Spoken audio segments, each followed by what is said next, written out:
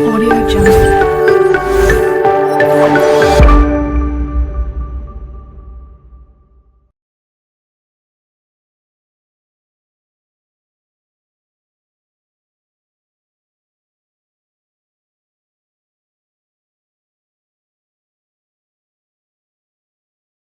તો નમસ્કાર વિદ્યાર્થી મિત્રો, આજે આપણા સુપર લેક્ચરમાં તમે બધા આવ્યા એ મને ગમ્યું અને હવે આપણે ચાલુ કરીએ આપણો સુપર લેક્ચર જેનું નામ છે type of thoughts. Type of thoughts એટલે કે વિચારોના પ્રકારો.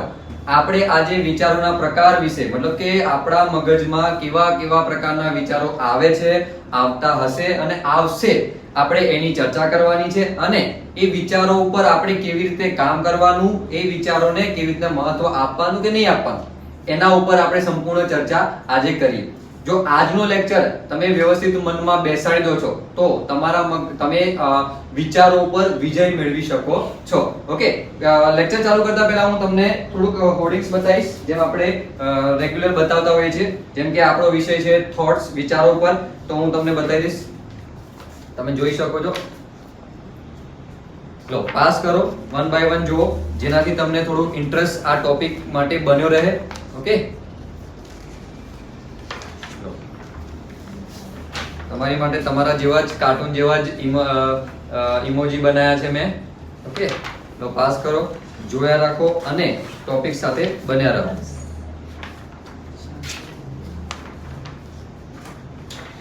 એમાં કંઈક મેસેજ હોય, કંઈક કહેવા જેવું હોય તો તમે એને વાંચી શકો છો, સમજી શકો છો. બરોબર, એ કાર્ટૂન આપણને શું કહેવા માંગે છે એ તમે સમજી શકો છો. આગળ પાસ કરો. હવે આપણે આપણા ટોપિક તરફ આગળ વધીએ. ઓકે, તમે જોઈ શકો છો કે આપણા વિચાર એક એવી વસ્તુ છે. બરોબર, પહેલા તો વિચાર શું છે એના ઉપર આપણે ચર્ચા કરીએ. તો વિચાર એ મનની એવી પ્રવૃત્તિ છે જેના દ્વારા વ્યક્તિ કોઈ વસ્તુ, ઘટના કે અભિપ્રાય કે સમસ્યા એના વિશે સમજણ કેળવી શકે છે અને પોતાનો પ્રતિભાવ બનાવી શકે છે. તમારા મગજમાં જો કોઈ પણ વિચાર આવે છે તો એ વિચાર શું છે? તો એ વિચાર કોઈ ઘટના છે, કોઈ પરિસ્થિતિ છે, એ પરિસ્થિતિનું ઇમેજિનેશન તમારી અંદર ક્રિએટ થાય છે. એને જ આપણે વિચાર કહીએ છીએ. બીજા શબ્દોમાં કહીએ તો વિચાર એ મનમાં ઉદ્ભવેલી આપણા મનની પ્રક્રિયા છે.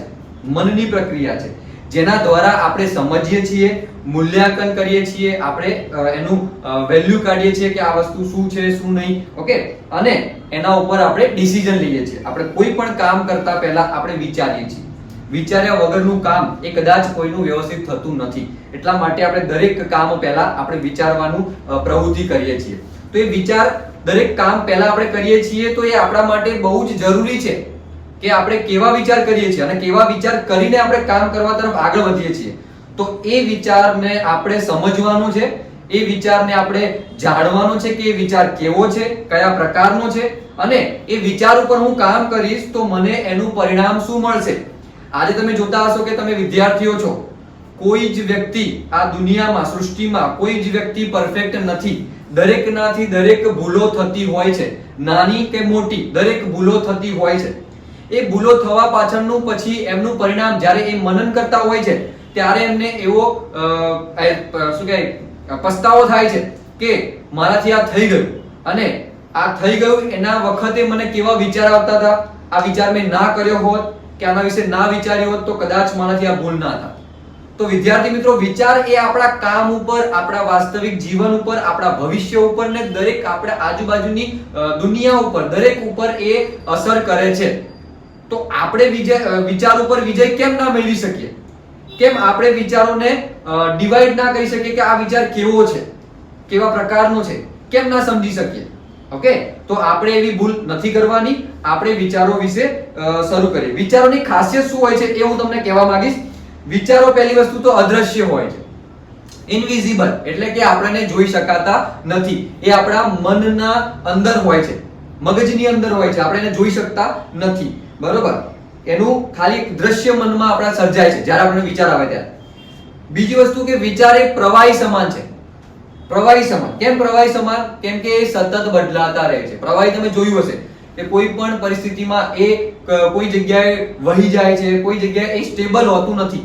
બરોબર, એક ઘન પદાર્થની જેમ એ સ્ટેબલ હોતું નથી. એમ આપણા વિચારો પણ સ્ટેબલ નથી હોતા. તમે હમણાં ઘડીકવાર શું વિચારો છો, ઘડીકવાર તમને મગજમાં શું વિચાર આવે છે. ઓકે, ત્રીજી વસ્તુ હું કહીશ કે પ્રેરક એટલે કે મોટિવેટિંગ. વિચાર એ મોટિવેટિંગ હોય છે આપણા માટે. આપણા જીવનમાં કંઈક આગળ પડતું સારું કરવા માટે આપણને મોટિવેટ પણ આપણા વિચાર જ કરતા હોય છે. તમને વિચાર આવ્યો કે મારા મમ્મી બીમાર છે તો હું એમની હેલ્પ કરાવું. આ વિચાર તમને આવ્યો તો તમે એના ઉપર કામ કર્યું અને તો તમારા મમ્મી તમારાથી ઘરમાં ખુશ થયા. તો આ વસ્તુ આપણને વિચાર એ આપણું પરિણામ લાવે છે અને આ વિચાર એ મોટિવેટિંગ વિચાર કહેવાય. બીજી વસ્તુ ચોથું કહીશ તમને, ક્રિએટિવ થોટ એટલે કે સર્જનાત્મક રીતે. બરોબર, તમે કોઈ પણ નવી વસ્તુની શોધ હોય, કોઈ પણ નવી વસ્તુનું ઉત્પાદન હોય કે કોઈ પણ નવી વસ્તુ દુનિયામાં આવે છે, કોઈ વ્યક્તિના સામે આવે છે તો એ વસ્તુ પહેલા વિચારાઈ ગયેલી હોય છે. કોઈના પણ મગજમાં તો વિચારેલી હોય છે. તો એ વિચાર એ ક્રિએટિવ એટલે કે બધી જ વસ્તુની રચના કરી શકે છે. ક્રિએટિવ વિચાર એ ગણી શકીએ આપણે. ઓકે, એની આપણે ખાસિયતમાં ગણી શકીએ. હવે આપણે જોઈએ વિચારોના પ્રકાર વિશે. ઓકે, એક એક પોઈન્ટ ઉપર આપણે ડિટેલમાં ચર્ચા કરીએ. પહેલો છે પોઝિટિવ થિંકિંગ. ઓકે, સકારાત્મક વિચાર. પોઝિટિવ થિંકિંગ તમને દરેકને ખબર હશે, બધા જ સ્ટેટસમાં મૂકતા હશો કે બી પોઝિટિવ, બી પોઝિટિવ. પણ આ પોઝિટિવ વિચાર છે શું? સકારાત્મક વિચાર છે શું? એની આપણા જીવનમાં શું અસર કરે છે આપણે એની ચર્ચા કરીએ. તો પોઝિટિવ વિચાર હંમેશા સારા પરિણામ વિશે વિચારવું એને કહેવાય. મતલબ હંમેશા માનો કે તમારી સાથે કોઈ ઘટના બનવાની છે કાં તો કોઈ બનાવ મતલબ કે કોઈ પ્રસંગ બનવાનો છે અને તમે એના વિશે મનોમંથન કરો છો તો એ મનોમંથન તમે સારું કરો છો કે મારું આ કામ સારું થાય, મારું પરિણામ સારું આવે.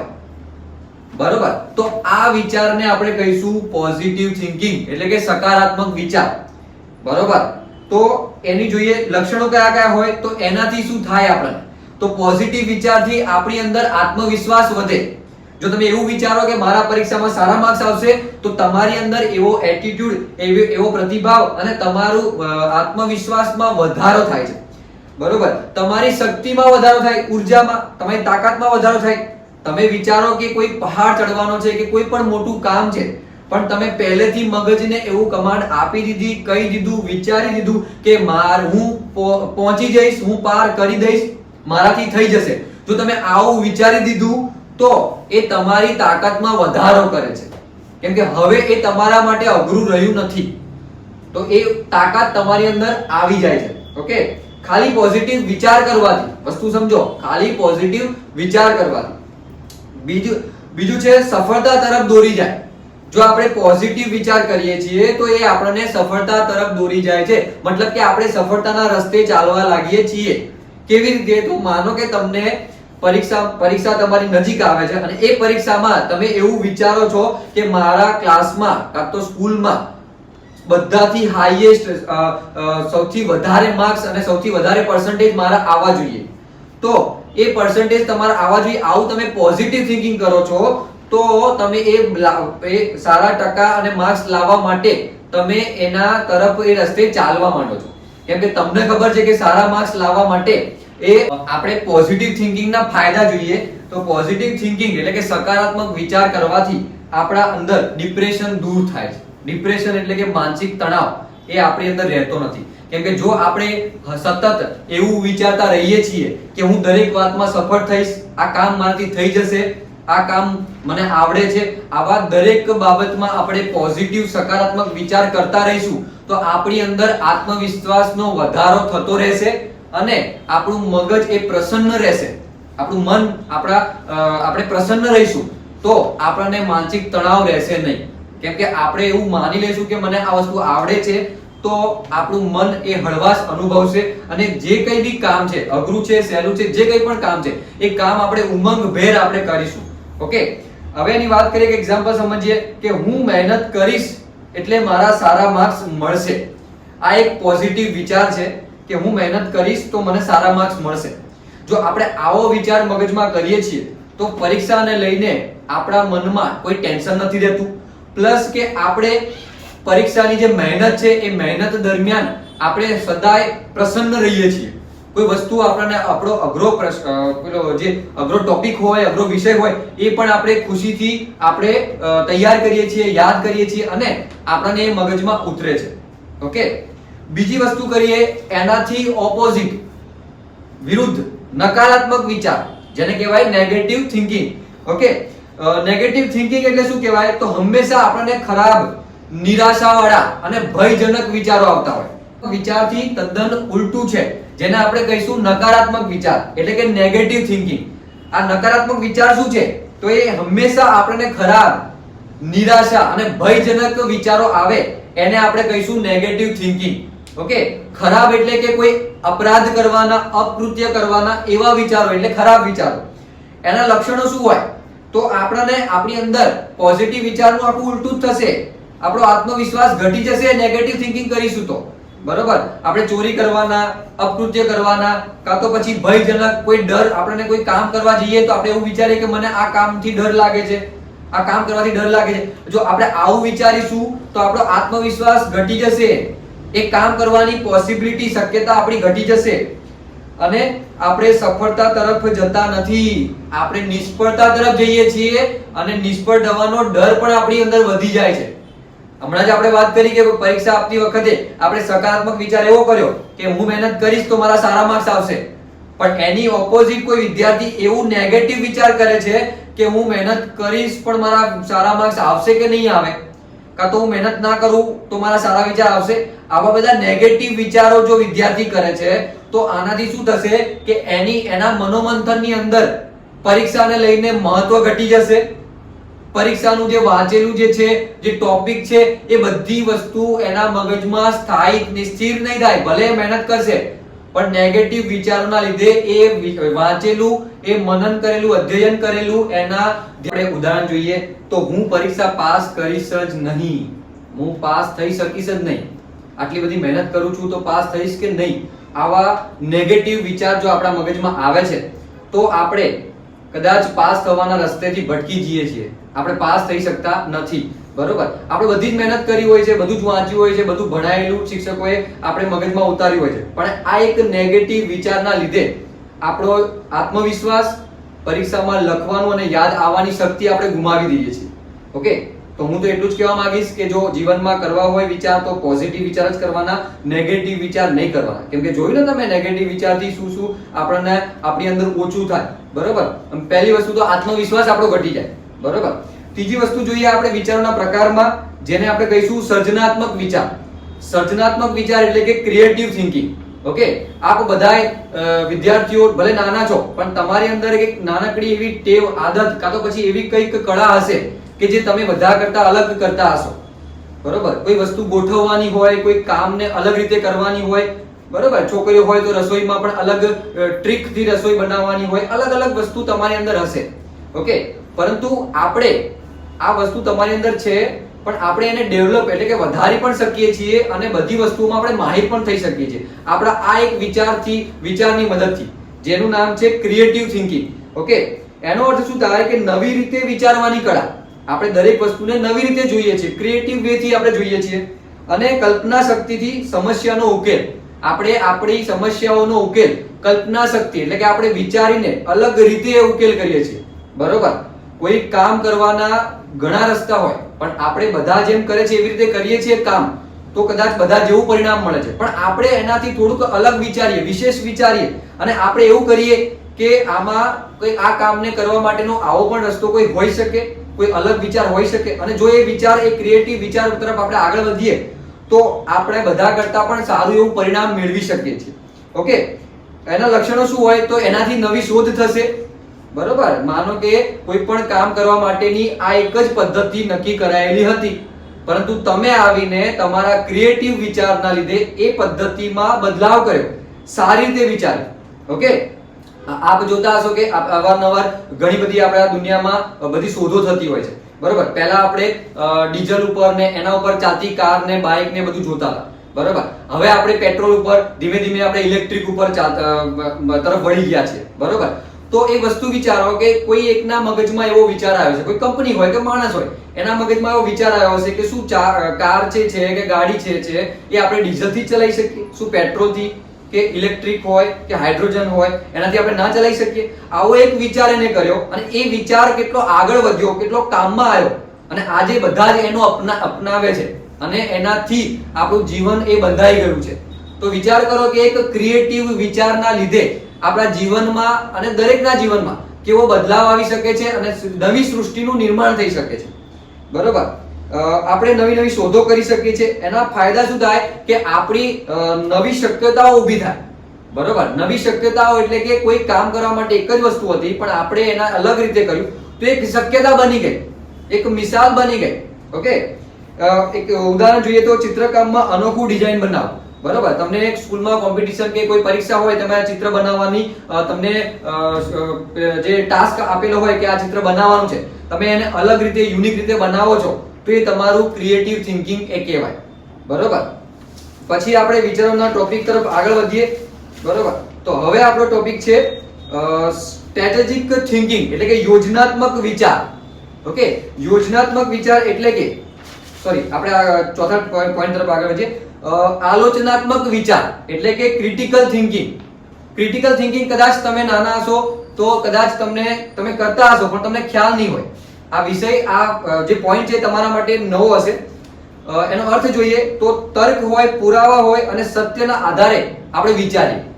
બરોબર, ક્રિટિકલ થિંકિંગ એટલે કે કોઈ વસ્તુ તમારી સામે આવે છે, કોઈ ઘટના તમારી સામે આવે છે, કોઈ પ્રસંગ તમારી સામે આવે છે તો તમે એના પુરાવા, એનો તર્ક, એનો મીનિંગ, એની સત્યતાના આધારે તમે ડિસિઝન લો છો, એના આધારે તમે વિચારો છો. એને ક્રિટિકલ થિંકિંગ કહેવાય. એવું નહીં કે ભાઈ જે વસ્તુ કોઈએ આવીને આપણને કીધું, આપણે માની લીધું, એ પ્રમાણે કર્યું અને આપણને એવું પરિણામ મળ્યું. એવું નહીં.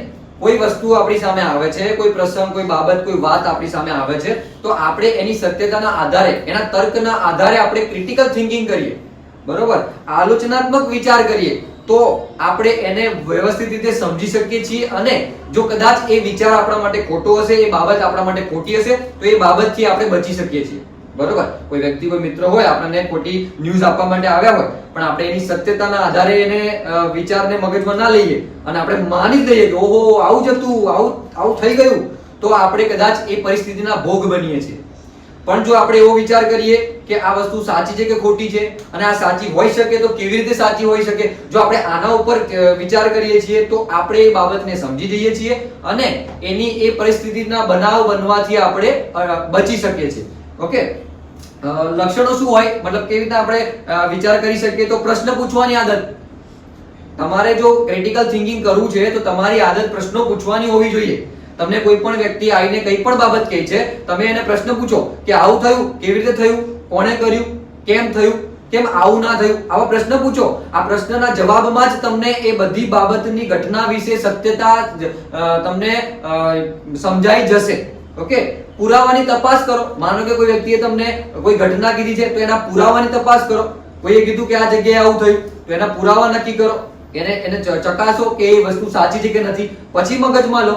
ઓકે, તથ્ય આધારિત નિર્ણય લો. મતલબ જે વસ્તુ સાચી હોય એના આધારે તમે નિર્ણય લો, એના આધારે તમે ડિસિઝન રિપ્લાય આપો કે એના આધારે તમે મગજમાં એ વિચારને તમારા મગજમાં દાખલ કરો. એનો ફાયદો શું થાય કે આપણા જીવનમાં જો આપણે ક્રિટિકલ થિંકિંગ કરીએ છીએ તો આપણે આપણા જીવનમાં ખોટા ડિસિઝન લેતા અટકી શકીએ છીએ. ખોટા ડિસિઝન આપણે બચી શકીએ છીએ ખોટા ડિસિઝન લેતા. ઓકે, ઘણા વ્યક્તિઓ હોય, ઘણા વિદ્યાર્થીઓ હોય કે જીવનમાં ઘણા બધા નાના મોટા ખોટા ડિસિઝન લઈ લેતા હોય છે. પણ જો આપણે ક્રિટિકલ થિંકિંગ પર આપણે વિચાર વિમર્શ કરીએ અને એ ક્રિટિકલ થિંકિંગ કરીએ તો આપણે ખોટા ડિસિઝન લેતા અટકી શકીએ છીએ. ઓકે, પછી આપણે જોઈએ એના માટે એક એક્ઝામ્પલ મસ્ત આપ્યું છે કે એક કોઈ સમાચાર તમને મળ્યા કે ભાઈ સ્કૂલમાં આજે જે તમારું હોમવર્ક ચેક થવાનું છે એ ટીચર આજે આયા નથી. આ સમાચાર તમને મળ્યા, કોઈએ બેનપણીએ કીધા કાં તો કોઈ પણ ને તમે સાંભળ્યા. હવે આ વિચાર ઉપર, આ જે ન્યૂઝ ઉપર તમે કઈ જ વિચાર વિમર્શ ના કર્યો, બસ ખુશીથી આનંદિત થઈ ગયા કેમ કે તમારું હોમવર્ક પૂરું થયું નતું. અને પછી તમે ક્લાસમાં ગયા અને અચાનક એ ટીચર પ્રગટ થઈ ગયા, મતલબ આવી ગયા. એ ટીચર રજા ઉપર હતા જ નહીં. આ જે વાત હતા, સમાચાર હતા, એ ખોટા હતા. પણ તમારે એ સમાચાર, તો તમે ભોગ બની ગયા ને. હવે તમને પનિશમેન્ટ થશે તો તમારે શું કરવાની જરૂર હતી? તમને જ્યાંથી પણ ન્યૂઝ મળ્યા ત્યાં તમારે એના ઉપર ક્રિટિકલ થિંકિંગ કરવાનું હતું. તમારે જોવાનું હતું કે ટીચરની એક્ટિવા કે બાઇક પડ્યું છે કે નથી પડ્યું, ક્લાસ સ્ટાફ રૂમમાં ટીચર આવ્યા છે કે નથી આવ્યા. તમારે આ તપાસ કરવાની હતી, ક્રિટિકલ થિંકિંગ કરવાનું હતું, સત્યને તમારા મગજમાં સાબિત કરવાનું હતું અને પછી એના ઉપર તમારે કરવાનું. તો તમે કદાચ એ પનિશમેન્ટથી બચી જાય. ઓકે, તો ક્રિટિકલ થિંકિંગ હંમેશા જીવનમાં રાખજો. પછી આપણે પાંચમા ટોપિક તરફ આગળ વધીએ જેનું નામ છે એનાલિટિકલ થિંકિંગ. એટલે કે વિશ્લેષણાત્મક વિચાર, એનાલિટિકલ થિંકિંગ, બરોબર. આ બધું જ તમે કરતા હશો, આ બધા વિચારોના પ્રકાર તમારા મગજમાં આવતા હશે. આપણે એને ખાલી વર્ગીકરણ કરીને ગોઠવીએ છીએ, જેથી તમને આજના લેક્ચર પછી ખબર પડી જાય કે આ મારો વિચાર છે તો એ આ ટાઈપનો છે, બરોબર. અને જો એ સારો છે તો હું આ વિચાર તરફ જ આગળ વધું. એનાલિટિકલ થિંકિંગમાં આપણે જોઈએ તેનો અર્થ શું થાય કે મોટી સમસ્યાને નાના ભાગોમાં વહેંચીને સમજવું. તમારી સામે કોઈ મોટો પ્રસંગ, કોઈ મોટી બાબત, કોઈ મોટી ઘટના આવે છે, જેને કદાચ તમે એટલી મોટી વિશાળ પરિસ્થિતિને, ઘટનાને સમજી શકવાના કેપેબલ નથી, પરંતુ એવું નથી કે તમારાથી ના થઈ શકે, એ ફેસ તમે ના કરી શકો, બરોબર. તો એના માટે તમારે શું કરવાનું છે કે એ વસ્તુને, એ વાતને, એ વિચારને નાના નાના ભાગોમાં વહેંચી દેવાનું છે. પહેલા થોડાક ભાગને સમજવાનું છે, એને મગજમાં ઉતારવાનું છે અને પછી આગળ વધવાનું છે, બરોબર. જો એવી રીતે કરશો તો તમે મોટામાંથી મોટી સમસ્યાના ઉકેલ તમારા મગજથી લાવતા થઈ જશો. એના લક્ષણો શું હોય કે તમે લોજિક થી સમજી શકો છો, સ્ટેપ બાય સ્ટેપ વિચાર કરવો પડે તમારે, અને ગણતરી આધારિત તમારે કરવું પડે. ગણતરી કરવી પડે તમારે કે આટલું હું કરીશ તો આટલું થશે, તો પહેલા હું આટલું કરું પછી આટલું થશે. આવી ગણતરી તમારે કરવી પડે. વ્યવહારિક બાબત હોય, ગાણિતિક બાબત હોય, કોઈ પણ બાબત હોય, હંમેશા ગણતરી કરો, બરોબર. લોજિક ને સમજો, સ્ટેપ બાય સ્ટેપ આગળ વધો. મોટી બાબત, મોટી આફત આવી ગઈ છે તો કઈ વાંધો નહીં, સ્ટેપ બાય સ્ટેપ તમે આગળ વધો. માનો કે સ્કૂલમાં તમારે એક સાથે 3-4 ટેસ્ટ, એક વિષયની ટેસ્ટ તમારે એક સાથે લેવાના છે, તો તમારા ઉપર તો મતલબ મોટો ભાર આવી ગયો, તમારા ઉપર મોટું બોજ આવી ગયું, તો તમારે શું કરવાનું છે, એને બધાને એક સાથે મગજમાં લાવવાનું નથી. તમારે સ્ટેપ બાય સ્ટેપ આગળ વધવાનું છે કે ચલો મારે આટલું બધું કરવાનું છે, કોઈ વાંધો નહીં, પણ પહેલા આ વિષયથી શરૂઆત કરો. એટલા વિષયને મગજમાં રાખો, એટલા વિષયને ટાઈમ આપો, એ વિષય પૂરો થઈ જાય પછી આગળ બીજા વિષય ઉપર વિચાર કરો અને બીજા વિષયનું વાંચો. જો તમે સ્ટેપ બાય સ્ટેપ આવી રીતે જાઓ છો લોજિકલી, તો તમે તમારી પરીક્ષાના પહેલા બધા જ વિષય કે બધા જ ટેસ્ટની તૈયારી સાથે તમે ટેસ્ટ આપવા જાઓ અને તમારું રિઝલ્ટ પછી એ સારું આવે છે. ઓકે. જેમ કે હા, એનો ફાયદો શું થાય આપણને, તો કે જટિલ સમસ્યા આપણી સરળ બની જાય. કોઈ અઘરો પ્રશ્ન હોય કે કોઈ વિશાળ પ્રશ્ન હોય, એ આપણા માટે સરળ બની જાય જો આપણે સ્ટેપ બાય સ્ટેપ એને સમજીએ તો. એનું એક્ઝામ્પલ લઈએ તો ગણિતનું કોઈ તમને ઉદાહરણ કે કોઈ દાખલા આપ્યા છે, તો એને તમારે બહુ મોટો દાખલો છે, 2 પેજનો દાખલો છે અને તમારે એનો જવાબ લાવવાનો છે, ગણવાનો છે પરીક્ષામાં, અને તમારે સમજવાનો પણ છે. ઓકે, શિક્ષકે તમને સમજાવી દીધો, પણ એટલો મોટો દાખલો હવે તમારે સમજવાનો છે, તો તમે એના સ્ટેપ બાય સ્ટેપ આગળ વધો કે પહેલા શું કર્યું, પહેલા સ્ટેપમાંથી બીજું સ્ટેપ કેવી રીતે આવ્યું. જો તમે હવે સ્ટેપ બાય સ્ટેપ આગળ વધો છો તો એ આખો દાખલો 2 પેજ કે 3 પેજનો હોય, તમારા મગજમાં સરળતાથી ઉતરી જાય છે. ઓકે, તો આને કહેવાય એનાલિટિકલ થિંકિંગ. હંમેશા તમારા મોટા પ્રશ્નને કે તમારા મોટા કોઈ ઘટના કે કોઈ વિવાદ કે કોઈ પણ વિચાર છે, એને નાના નાના ટુકડાઓમાં વિભાજિત કરો અને એને સ્ટેપ બાય સ્ટેપ સમજવાની કોશિશ કરો. ઓકે, પછી આપણો છઠ્ઠો ટોપિક છે વ્યવહારિક વિચાર, જેને આપણે કહીશું પ્રેક્ટિકલ થિંકિંગ. ઓકે, આપણા જીવનમાં આપણે ખબર છે કે આપણે પરિવાર, ઘર પરિવાર, મિત્રો સાથે રહીએ છીએ, તો આપણે વ્યવહારિક વિચાર કરવો પણ જરૂરી છે. ઓકે, તો એનો અર્થ શું થાય કે દૈનિક જીવનમાં ઉપયોગી હોય એવા વિચાર કરવા. વ્યવહારિક વિચાર એટલે કે આપણા દૈનિક જીવનમાં જે જરૂરી હોય એવા વિચાર. ઓકે, સાંજે રેગ્યુલરલી પકોડી ખાવા આપણે જવાનું જ હોય તો એ વિચાર આખો દિવસ લાવીએ, એ વ્યવહારિક વિચાર કહેવાય. ઓકે, લક્ષણો શું હોય તો સરળતા રહે, આપણે આપણું દિવસનું રૂટીનમાં કામ કરવાની આપણને સરળતા રહે, આપણા અભ્યાસમાં, આપણા વ્યવહારિક જીવનમાં અને આપણા દિનચર્યામાં આપણને સરળતા રહે, અને કામ પૂરું કરવાની રીત પણ આપણી વ્યવસ્થિત બને. એનો ફાયદો શું થાય કે આપણો સમય બચે અને આપણા કામ કરવાની શક્તિ વધે. જો આપણે વ્યવહારિક વિચારીએ છીએ તો આપણા કાર્યક્ષમતા એટલે કે કામ કરવાની શક્તિ આપણી વધે છે, બરોબર. આપણા દિવસ દરમિયાનનું આપણું જે શેડ્યુલ હોય અને એ પ્રમાણે આપણા ઘરમાં મહેમાન છે કે જે કંઈ પણ પરિસ્થિતિ છે, આપણે એના ઉપર વિચાર કરીએ, આપણે વ્યવહારિક વિચાર કરીએ કે હવે મારા ઘરમાં મહેમાન છે તો મારાથી ભણવાનું નહીં થાય, તો હું થોડોક ટાઈમ એમને ટાઈમ આપીને પછી મારા ભણવાનું કરું, કાં તો હું અલગ રૂમમાં જતો. આવા કોઈ વ્યવહારિક વિચાર તમે કરો છો તો તમારા જીવનને, તમારા વિદ્યાર્થી જીવનને તમે મેન્ટેન કરી શકો છો. ઓકે, એક્ઝામ્પલ તરીકે અભ્યાસ માટે રોજ 2 કલાકનો ટાઈમ બનાવો, રોજ 2 કલાકનો સમય બનાવો, બરોબર. એ તમારો વ્યવહારિક જીવનમાં તમે પ્રેક્ટિકલ થિંકિંગ કર્યું કહેવાય. ઓકે, 7મો ટોપિક આપણે જોઈએ ઇમેજિનેશન થિંકિંગ, મતલબ કે કલ્પનાત્મક વિચાર. કલ્પના એટલે કે ઇમેજિનેશન તમે બધા જ કરતા હશો કે હું વિમાનમાં બેસી ગઈ, હું રોકેટમાં લોન્ચ થઈ ગઈ, હું અહીંયા જતો રહ્યો, હું આમ કરી નાખ્યું, તેમ કરી નાખ્યું, મારી પાસે આ આવ્યું. આ તમારી એક કલ્પના છે. આ કલ્પના એ શું છે તો હકીકતથી આગળ જઈને કલ્પના કરવી એ તમારું કહેવાય કે ઇમેજિનેશન થિંકિંગ, એટલે કે તમે કલ્પનાત્મક વિચાર કરો છો કે તમે જેવા છો એનાથી આગળ પડતું વિચારીને તમારા જાતને ત્યાં લઈ જાઓ છો. ઓકે, એને કહેવાય કલ્પનાત્મક વિચાર. બરોબર. લક્ષણો શું હોય તો કે સપનાઓ, એમાં આપણે સપનાઓ જોતા હોઈએ, સપનામાં ઘણા બધા આવા વિચારો આવતા હોય. બરોબર. આપણી ફેન્ટસી એટલે કે આપણી ઉમ્મીદ, આપણી એક કહેવાય ને કે આપણી ઈચ્છા એ તરફ તે પહોંચી જાય છે, આપણે બનવાની આપણને ખુશી એ તરફ પહોંચી જાય છે. ભવિષ્યની કલ્પના આપણે કરી લઈએ છીએ. ઓકે, ફાયદો શું થાય છે કે એનાથી આપણને મોટી સિદ્ધિ મેળવવાની પ્રેરણા મળે છે. બરોબર. તમારી અંદર મગજમાં ઇમેજિનેશન થાય છે તો એ કોઈ ખોટી વસ્તુ નથી. માનો કે ઇમેજિનેશન તમે સારી વસ્તુમાં કરો છો કે તમે ડોક્ટર બની ગયા, તો એ ઇમેજિનેશન ના લીધે તમારા વાસ્તવિક જીવનમાં તમને ડોક્ટર બનવા માટેની પ્રેરણા મળે છે, તમારી ધગશ જાગે છે અને તમે એ તરફ આગળ વધો છો. તો કલ્પનાત્મક વિચાર કરવા એ કોઈ ખોટી વસ્તુ નથી, પરંતુ એ સારા તરફ કરવાનો. તમે એવું વિચારો કે હું કોઈ બેંક લૂંટી લઉં ને ભરપૂર પૈસા મારી પાસે આવી જાય, તો એ કલ્પનાત્મક વિચાર ક્યારે કરતા નહીં, કેમ કે એનું પરિણામ ખોટું આવશે. એનું પરિણામમાં ભવિષ્યમાં તમે ક્યાં હશો? પછી જેલમાં હશો. ઓકે, તો એવું પરિણામ ક્યારે કરતા નહીં. બરોબર. પછી છે 8મો ટોપિક છે યોજનાત્મક વિચાર, જેને કહેવાય સ્ટ્રેટેજિક થિંકિંગ. યોજના બનાવો. યોજના એટલે કે તમારે કોઈ પણ કામ કરવાની તમે પદ્ધતિ બનાવો, બરોબર, આયોજન કરો, એને યોજનાત્મક વિચાર કહેવાય. એનો અર્થ શું થાય કે લાંબા ગાળાની યોજનામાં સાથે વિચારો. મતલબ કોઈ કામ તમારે કરવાનું છે, એટલે બહુ લાંબા સમય સુધી કરવાનું છે, તમે એની યોજના બનાવીને કરો છો તો એ વિચાર તમારો યોજનાત્મક વિચાર કહેવાય. એના લક્ષણો શું હોય તો લક્ષ્ય નક્કી કરવું પડે, તમારે પગલું દર પગલું તમારે માર્ગ બદલવો પડે. બરોબર. તમારે રસ્તા બદલવા પડે. તમારે લાંબા સમય સુધી કોઈ મંજિલ સુધી પહોંચવું છે તો એક ના એક રસ્તે ચાલતા હોય, એનાથી પરિણામ ના મળે તો તમારે એ રસ્તા બદલવા પડે છે. ફાયદો શું થાય તો કે સફળતા તરફ સુવ્યવસ્થિત રીતે આગળ વધવામાં તમને મદદ થાય છે. બરોબર. સફળતા તરફ તમારે પહોંચવું છે તો વ્યવસ્થિત રીતે તમે પહોંચો. બરોબર. માનો કે તમારે કોઈ ક્લાસ 1 ક્લાસ 2 કે કોઈ પણ એવી મોટા પોસ્ટની તમારે પરીક્ષા પાસ કરવી છે, તો તમે એના માટે જેટલું વાંચવું પડે એટલું તમે કલાકો કાઢીને વાંચો છો, યોજના બનાવો છો, તો તમે એ સફળતાના માર્ગ સુધી પહોંચો છો અને એ સફળતા તમે પ્રાપ્ત કરો છો. બરોબર. એના માટે છે પરીક્ષા માટે આખા વર્ષની તૈયારીનું ટાઈમ ટેબલ બનાવવું. બરોબર. આપણે જેમ ટાઈમ ટેબલ રૂટીનનું પરીક્ષા આવે એ બનાવીએ છીએ, પણ એના કરતા આખા વર્ષનું ટાઈમ ટેબલ બનાવીએ અને આખું વર્ષ તમારું 9મું 10મું કે 11 12મું જેટલું બી ધોરણ છે એનું વર્ષ દરમિયાન તમે ટાઈમ ટેબલ ફોલો કરો અને 11મું 12મું કે જે કઈ બી ધોરણમાં તમારે જેટલું વાંચવું જોઈએ આખા વર્ષ દરમિયાન એટલું વાંચો છો, તો તમે એક આદર્શ વિદ્યાર્થી અને સારા એવા ગુણ તમે એ વિષય એ ધોરણમાં લઈને પ્રાપ્ત થાવ છો. ઓકે. પછી છે 9મું ઇમોશનલ થિંકિંગ, ભાવનાત્મક વિચાર. આ પણ આપણા જીવનનો બહુ મોટો ભાગ છે. ભાવનાઓ, લાગણીઓ, ઇમોશન એ પણ આપણી અંદર હોવા જોઈએ.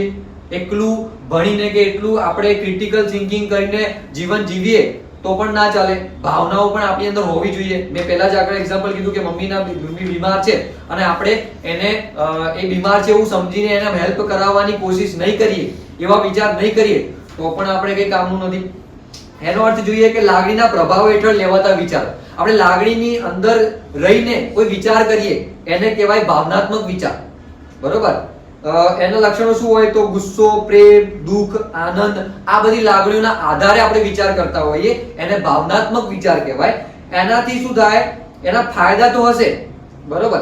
એનાથી કદાચ તમે લાગણી મમ્મીને હેલ્પ કરાવી તમે લાગણી રાખીને, તો એના ફાયદા થશે કે મમ્મીનો ભરપૂર તમને પ્રેમ મળશે. પણ આનો એક નુકસાન પણ છે, એની આપણે ચર્ચા કરીએ તો હંમેશા તર્ક આધાર ન હોવાથી ખોટા નિર્ણય થઈ શકે. હવે તમે ખાલી ફક્ત ભાવનાઓથી વિચાર કરો છો તો કદાચ એ તર્ક, એની જે હકીકત છે, સત્યતા છે, એનાથી તમે દૂર જાઓ છો અને તમારાથી ખોટા ડિસિઝન લેવાઈ જાય છે. એટલે હું તો એટલું કહીશ કે જો ભાવનાત્મક વિચાર કરો છો, ભાવનાઓથી વિચારો કરો છો, પરંતુ પહેલા એના તર્ક ઉપર વિચાર કરો અને એકલું જ ભાવનાને ધ્યાનમાં રાખીને, લાગણીને ધ્યાનમાં રાખીને વિચાર ના કરશો. ઓકે. ઉદાહરણ જોઈએ કે ગુસ્સામાં આવીને મિત્ર સાથે બોલી દેવું. આ એક ભાવના, ગુસ્સો એક ભાવના, લાગણી છે તમારી અંદર અને ગુસ્સાની લાગણી આવીને તમે એ વિચાર આવ્યો અને તમે કંઈ પણ મિત્રને બોલી દીધું, તો આનું પરિણામ શું આવશે કે મિત્રની મિત્રતા તમારી તૂટી જશે. તો આવો વિચાર ક્યારેય કરતા નહીં. બરોબર. લાગણીઓમાં વહી જવું એ સારું છે, પરંતુ તર્ક અને એની મહત્વતા સમજ્યા વગર લાગણીમાં વહી જવું એ અત્યંત ખોટું કહેવાય. ઓકે. છેલ્લું છે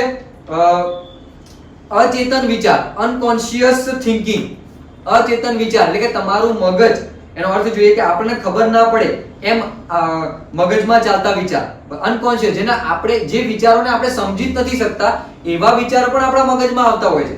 તમે ભલે વિદ્યાર્થીઓ પણ તમારા મગજમાં પણ એવા ઘણા વિચાર આવતા હશે કે જે તમે પણ સમજી શકતા નથી, એને અનકોન્શિયસ થિંકિંગ કહેવાય. ઓકે, લક્ષણો શું હોય તો સપનાઓમાં તમે વિચાર વધારે કરતા હોય, સપનાઓ વધારે જોતા હોય, મનમાં અચાનક ઉકેલ આવી જતો હોય. બરોબર, કોઈ પણ કામ હોય કે કોઈ પણ વિચાર હોય તો એનો ઉકેલ તમને અચાનક જ આવી જતો હોય. બરોબર, એના ફાયદા શું થાય તો તમે સર્જનાત્મકતા અને પ્રેરણા મળે, તમને એનાથી પ્રેરણા મળે. માનો કે ક્યારેક તમે અનકોન્શિયસ થિંકિંગ કરો છો, બરોબર, તમે જે વસ્તુ તમારે આવડતી જ નથી, જે વસ્તુ તમને ખબર જ નથી, જે વસ્તુ તમે ક્યારેક કરી જ નથી, આવી વસ્તુઓની તમે વિચાર કરો છો તો તમારી અંદર પ્રેરણા તમને મળે છે અને સર્જનાત્મક તમે કોઈ વસ્તુનું સર્જન કરી શકો છો. બરોબર, ક્યારેક ભલે ગમે ત્યારે કોઈ વસ્તુ નથી કરી, ભૂતકાળમાં નથી કરી, પણ આજે તમે એનો વિચાર કરો અને ભવિષ્યમાં એના ઉપર એક વર્ક કરો, કામ કરો, તો તમે એના પર જીત હાસિલ કરી શકો છો. ઓકે, જેમ કે તમને હોય કે સપનામાં કોઈ સમસ્યાનો જવાબ મળી જાય. સપનામાં તમે કોઈ વસ્તુ વિચારી, કોઈ અઘરી વસ્તુ વિચારી અને અઘરી વસ્તુનો વિચાર અનકોન્શિયસ માઇન્ડ તમારું થઈ ગયું અને તમને એવો વિચાર આવી ગયો, સોલ્યુશન આવી ગયું. તમે ઉઠીને વાસ્તવિક જીવનમાં એનો અમલ કર્યો અને એ અમલ તમને ફાયદાકારક થઈ ગયો, તમને એનો ઉકેલ મળી ગયો, તો તમે એક નવું વસ્તુ શીખ્યા, તમારા જીવનમાં એક નવી વસ્તુ તમે કરી. એટલે અનકોન્શિયસ વિચારો ઉપર પણ તમારે વર્ક કરવાનું છે. બરોબર, આપણે આ બધા જ વિચારોના જે પ્રકાર જોયા, એ દરેક પ્રકારના વિચારો તમારા મગજમાં આવતા હશે. એ વિચારો ઉપર આપણે સમજવાનું છે અને એના ઉપર આપણે અલગ અલગ રીતે એના ઉપર ડિસિઝન લેવાનું છે અને આપણા કાર્યો કરવાના છે. વિદ્યાર્થી જીવન હોય તો પણ તમે ઘણા બધા કાર્યો કરો છો. ઓકે, આ બધા પ્રકારોમાં આપણે જોઈએ તો સકારાત્મક અને સર્જનાત્મક એટલે કે એ વિચારો જે છે એ આપણા વિકાસ માટે શ્રેષ્ઠ છે. જો તમારે જીવનમાં આગળ વધવું છે તો તમે પોઝિટિવ થિંકિંગ અને સર્જનાત્મક વિચારો તમારે કરવાના છે. ક્રિએટિવ થિંકિંગ તમારે કરવાનું છે. અને આલોચનાત્મક અને વિશ્લેષણાત્મક વિચારો તમારા નિર્ણયમાં, ડિસિઝન લેવામાં મદદ કરે છે. પછી વ્યવહારિક અને યોજનાત્મક વિચારો તમારા દૈનિક જીવનમાં તમને હેલ્પ કરે છે. બરોબર, અને કલ્પનાત્મક અને અચેતન વિચારો તમને જીવન જીવવામાં નવી દિશા આપે છે, નવો માર્ગ આપે છે. અને નકારાત્મક અને ભાવાત્મક વિચારો જો નિયંત્રણમાં ના રાખો તમે તો તમારા જીવનમાં મુશ્કેલી આવી શકે છે. ખ્યાલ આવ્યો? એટલે વિચારોથી નુકસાન તો આ ભાવાત્મક અને નકારાત્મક વિચારોના લીધે છે, પણ તમે એને સમજી જાઓ છો, એના ઉપર નિયંત્રણ રાખો છો, તો તમારા માટે બધી જ વસ્તુઓ આસાન બની જાય છે. ખ્યાલ આવ્યો?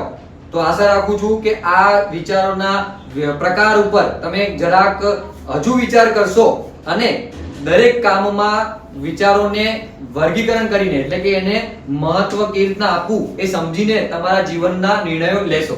ઓકે, તો થેન્ક યુ સો મચ આ વિડિયો જોવા બદલ. હવે આપણે આપણા જે સુપર હીરો, જે સુપર વુમન જેને કહેવાય, એ આપણી વચ્ચે આવ્યા છે. તો આપણે હવે એમને વિચારો વિશે થોડુંક એમની પાસેથી જ્ઞાન લઈશું અને તમારા જે પ્રશ્નો, તમે વિદ્યાર્થીઓ મને કીધું કે તમે પ્રશ્નો લઈને આવ્યા છો એ ટીચરને પૂછવા માટે, તો આપણે એ પ્રશ્નો પણ એમની સાથે પૂછીએ. તો વિડિયો સાથે બન્યા રહો. Thank you so much.